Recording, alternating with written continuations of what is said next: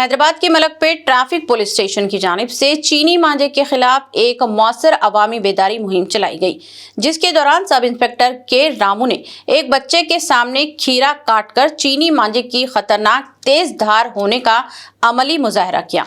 उन्होंने खबरदार किया कि अगर ये ममनुआ मांझा किसी इंसान की गर्दन या जिस्म के हसास हिस्से से टकरा जाए तो शदीद जख्म बल्कि जानलेवा हादसा भी साबित हो सकता है। जैसा कि माजी में कई वाकयात सामने आ चुके हैं, सब इंस्पेक्टर ने वादे किया कि चीनी या नायलॉन मांझे का इस्तेमाल, फरोख्त या रखना कानूनन काबिल सजा जुर्म है और अवाम से अपील की है कि वो त्योहारों और पतंगबाजी के दौरान अपनी और दूसरों की सलामती के पेश नज़र सिर्फ सूती धागे का इस्तेमाल करें और ख़तरनाक चीनी मांझे से मुकम्मल इज्तनाब बरतें।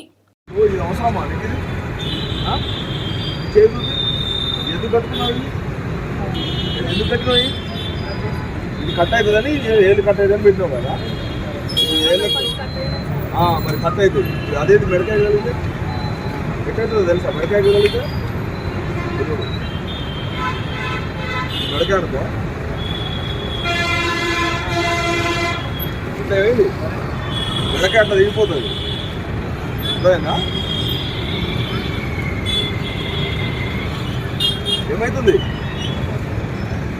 ఈ కట్ కాకుండా ఏళ్ళకాయ గుట్టుకున్నావు, అదే మెడకాయ కట్ అయితే కట్ అవుతుంది.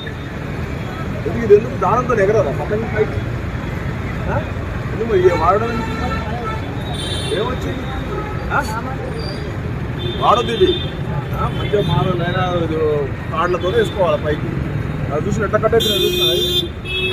మెడకాయ కూడా అంతేనే, స్పీడ్గా పోతారు బైక్ వేసుకొని, చచ్చిపోతున్నారు.